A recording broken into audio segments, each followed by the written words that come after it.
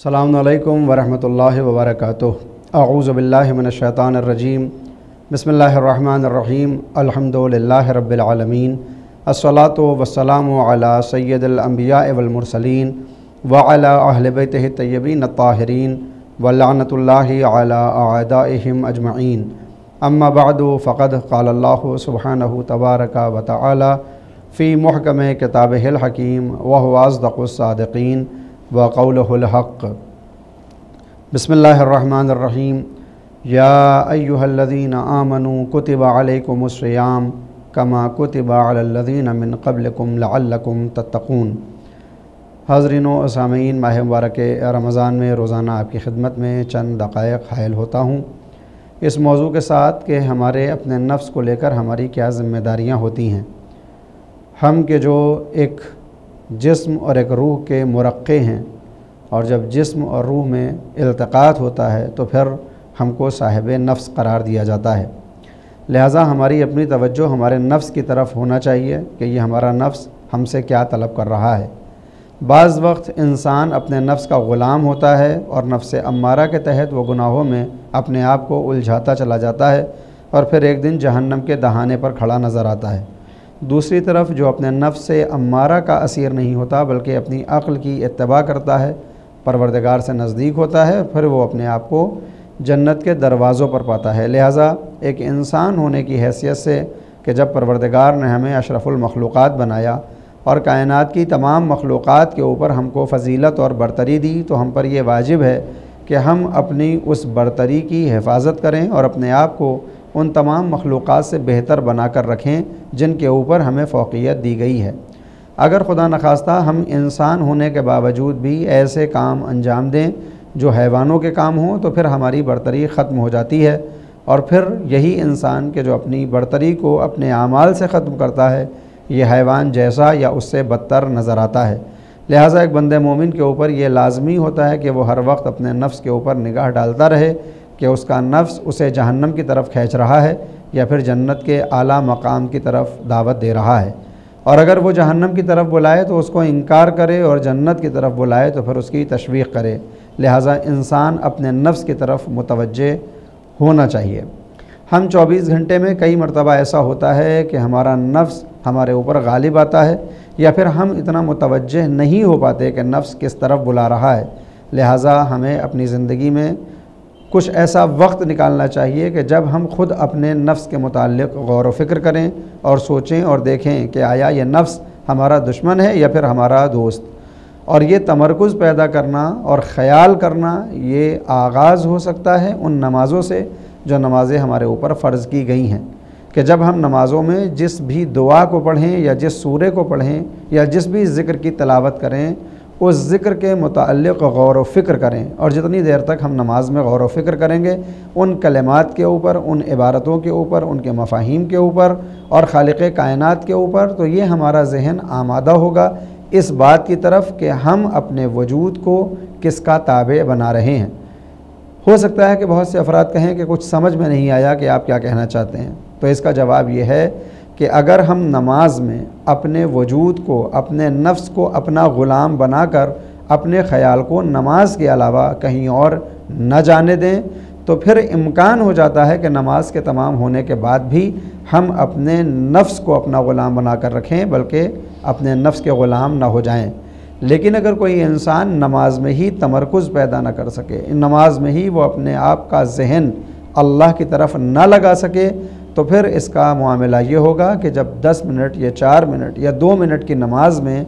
हम अपने ज़हन के ग़ुलाम हो जाएं और अपने आप को चारों तरफ लेकर चले जाएं बजाय इसके कि खुदा का ख्याल हो, तो फिर हमको ये भूल जाना चाहिए कि हम पूरे दिन अपने नफ्स को धोखा दे सकते हैं या फिर अपने नफ्स की बुराइयों से बच सकते हैं। यानी अपने नफ्स को काबू करने का पहला ज़ीना ही यही है कि हम नमाज में तमरकुज़ पैदा करें और नमाज में अपने ज़हन को न भटकने दें। उलमा से जब पूछा गया कि ज़हन नमाज में न भटके उसके लिए क्या किया जाए, तो उन्होंने बहुत से जवाबात दिए और बहुत से हल बताए, जिनमें एक हल और एक जवाब ये है कि जिस वक्त तुम जिस सूरे को पढ़ रहे हो तुम्हें उसका तर्जुमा मालूम होना चाहिए। यानी सिर्फ ज़बानी कलिमात न हो कि हम पूरा सूरह हमद ख़त्म कर दें اور ہمیں یہ معلوم بھی نہ ہو کہ ہم نے پروردگار سے کیا کہا ہے، بلکہ اگر ہر آیت کے اوپر ترجمہ ہمارے ذہنوں میں محفوظ ہو تو اس ترجمے کی وجہ سے ہمارا پورا تمرکز اور پوری ذہنیت اس نماز کے جملوں کی طرف ہوگی اور ہمارا ذہن ادھر ادھر فرار نہیں کرے گا۔ لہٰذا ہر مسلمان پر یہ ضروری ہو جاتا ہے کہ وہ اپنے نماز کے کلمات کے ترجمے کو حفظ کیے ہوئے ہو اور اس کو معلوم ہو کہ وہ کیا کہہ رہا ہے۔ لہٰذا سب سے پہلے جب ہم تکبیر کہتے ہوئے اپنے دونوں ہاتھوں کو اٹھاتے ہیں تو پھر ان ہاتھوں کے اٹھانے کے پیچھے بھی ایک فلسفہ ہے کہ جب ہم کہتے ہیں اللہ اکبر اور دونوں ہاتھوں کو اپنے کانوں کے سامنے لاتے ہیں تو اس کا مطلب یہ ہوتا ہے کہ ہم نے اللہ کے علاوہ تمام چیزوں کو پسے پشت ڈال دیا ہے، ساری چیزوں کو ہم نے پیچھے چھوڑا ہے اور اب ہم اللہ کے سامنے حاضر ہو گئے ہیں۔ یا دوسرا سبب جو بیان کیا گیا کہ جب ہم اپنے ہاتھوں کو اٹھا کر کہتے ہیں اللہ اکبر تو اس کا مطلب یہ ہوتا ہے کہ ہم اللہ کے سامنے سیرنڈر ہو رہے ہوتے ہیں، ہم اپنے آپ کو تسلیم کرتے ہیں۔ اور جب یہ خیال پیدا ہو جائے کہ اس نماز میں ہم نے اپنے آپ کو خدا کے حوالے کر دیا ہے، خدا کے سامنے تسلیم ہو گئے ہیں، تو پھر یہی خیال ہماری نماز کو بہتر بنا دیتا ہے کہ ہم کس کے سامنے کھڑے ہوئے ہیں۔ عام طور پر اگر کوئی دنیاوی آفیسر ہماری دعوت کرتا ہے اور ہم اس سے ملنا چاہتے ہیں تو ہم روزانہ کا لباس زیب تن نہیں کرتے، بلکہ اس کے یہاں جانے سے پہلے ہم کچھ اہتمام کرتے ہیں، کچھ الگ طرح کے لباس نکالے جاتے ہیں، کچھ الگ طرح کی تیاریاں ہوتی ہیں۔ پھر وہ پروردگار جو ساری کائنات میں سب سے بڑا ہے، جب اس کی بزم میں جاتے ہیں تو پھر ہم یوں ہی کیوں چلے جاتے ہیں؟ آخر ہم کیوں آمادہ نہیں ہوتے؟ ہم اپنے لباس کو بہتر کیوں نہیں کرتے؟ لہٰذا اب جو آمادگی کے ساتھ اللہ کے سامنے آ کر کہتا ہے اللہ اکبر تو پھر وہ اپنے آپ کو تسلیم کرتا ہے، اور اس کے بعد شروع ہوتا ہے سورہ حمد کہ جس کا ترجمہ کچھ اس طرح سے ہے کہ جو ہمیں حفظ ہونا چاہیے۔ ہم کہتے ہیں بسم اللہ الرحمن الرحیم، شروع اللہ کے نام سے جو رحمان بھی ہے اور رحیم بھی۔ الحمد للہ رب العالمین، تمام طرح کی حمد اور تعریف اس اللہ کے لیے ہے جو عالمین کا رب ہے۔ جس وقت ہم زبان سے الحمدللہ رب العالمین کہہ رہے ہوں، ہمارے ذہن میں اس کا معنی چل رہا ہو کہ ہم کیا کہہ رہے ہیں، اور جب زبان سے الحمدللہ ہوگا اور ذہن میں اس کا ترجمہ ہوگا تو پھر ہمارا ذہن کہیں فرار ہی نہیں کرے گا، بلکہ مصلے کے اوپر ہمارا وجود ہوگا اور ہمارا ذہن اور ہمارا وجود خدا کے حضور حاضر ہوگا۔ پھر ہم جب پروردگار سے کہتے ہیں الرحمن الرحیم تو اس وقت ہم اپنے خداوند عالم کی رحمانیت کے تمام ثبوت اور تمام نعمتوں کو ذہن میں رکھیں، یعنی اللہ کی رحمت ہی ہے کہ اس نے ہم کو بولنے کی طاقت دی، اللہ کا رحم ہے کہ اس نے ہمیں سننے کی طاقت دی، یہ خدا کا رحم ہے کہ اس نے ہمیں مسلمان پیدا کیا، اور اللہ کا رحم ہے کہ ہم اس کی بارگاہ میں کھڑے ہوئے ہیں۔ جب اللہ کی رحمانیت اور رحیمیت کے ثبوتوں کو اپنے ذہن میں لے کر آئیں گے تو پھر اللہ اور بزرگ ہوگا، اور پھر ہم کہیں گے مالک یوم الدین، وہی پروردگار کہ جو دین کے دن کا مالک ہے، یعنی قیامت کے دن کا مالک ہے۔ اور جس وقت نماز میں مالک یوم الدین کہیں گے اور یہ سوچیں گے کہ اللہ قیامت کے دن کا مالک ہے تو پھر دنیا کے تمام مالکوں کی مالکیت ذہن سے خارج ہو جائے گی، اور پھر ہم کسی کے غلام نظر نہیں آئیں گے بلکہ اس حقیقی مالک کے غلام ہوں گے۔ اور جب یہ حقیقت میں ہمارے سامنے یہ حقیقت واضح ہو جائے کہ جب وہ مالک ہے قیامت کے دن کا تو پھر ہمیں کسی اور کی غلامی کرنے کی ضرورت نہیں، لہٰذا فوراً ہم کہتے ہیں ایاک نعبد و ایاک نستعین، کہ جب تو ہی مالک ہے قیامت کا، یعنی ساری کائنات کا بھی جب تو مالک ہے تو ہم اب تیری ہی بندگی کرتے ہیں اور تیری ہی غلامی کرتے ہیں اور تیری عبادت کرتے ہیں۔ و ایاک نستعین، اور جب تیری بندگی کرتے ہیں تو بس اب مدد بھی تجھ سے ہی چاہیے کہ تو مالک یوم الدین بھی ہے۔ اور جب یہ الفاظ زبان پر ہوں گے اور ان کا مفہوم ذہن میں ہوگا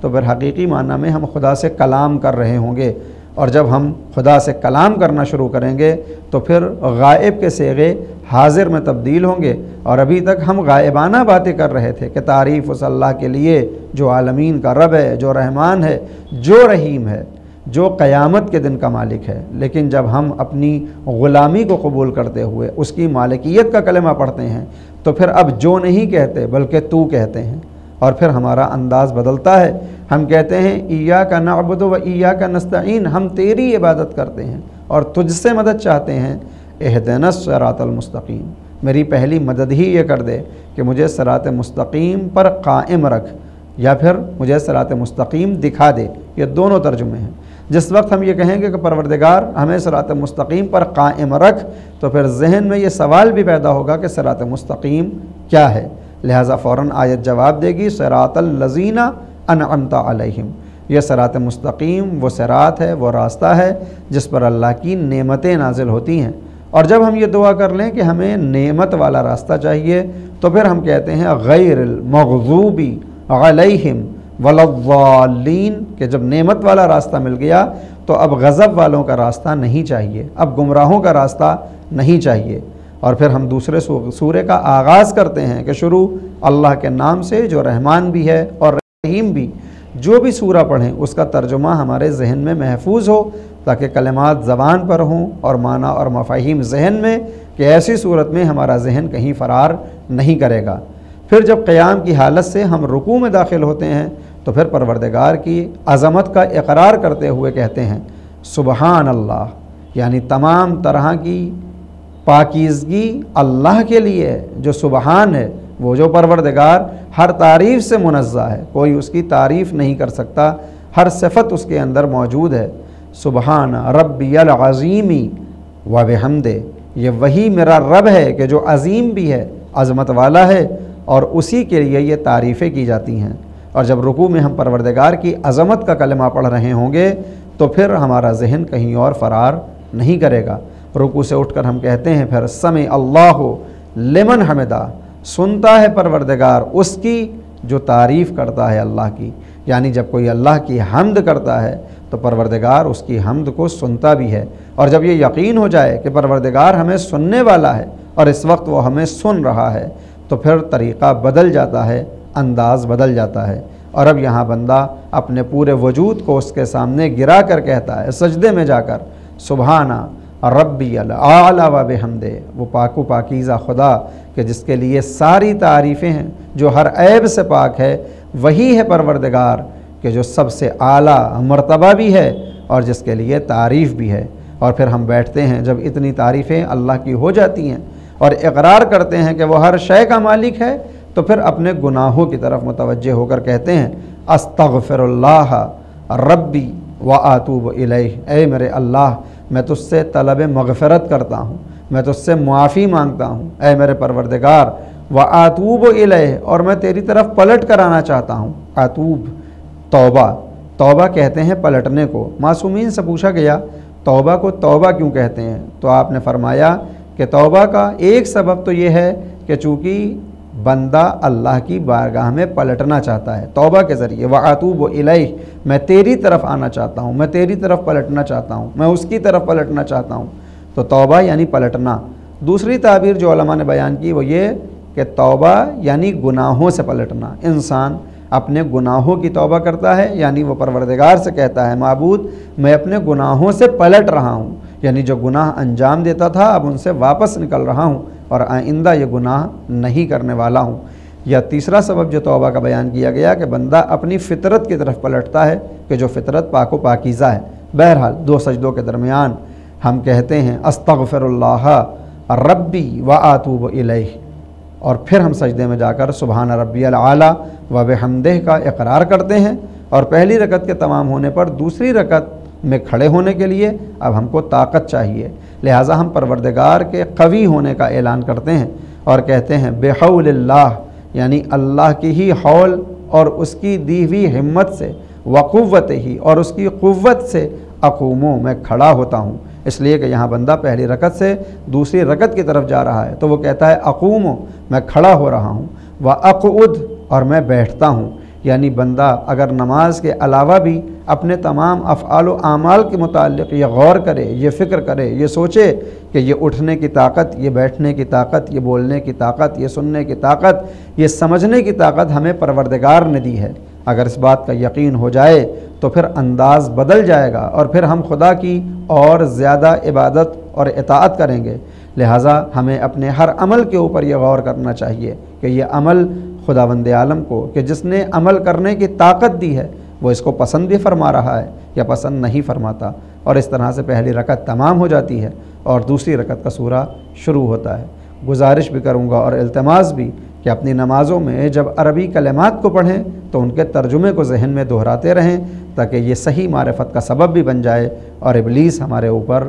نافذ نہ ہونے پائے۔ وآخر دعوانا ان الحمد للہ رب العالمین۔ والسلام علیکم ورحمۃ اللہ وبرکاتہ۔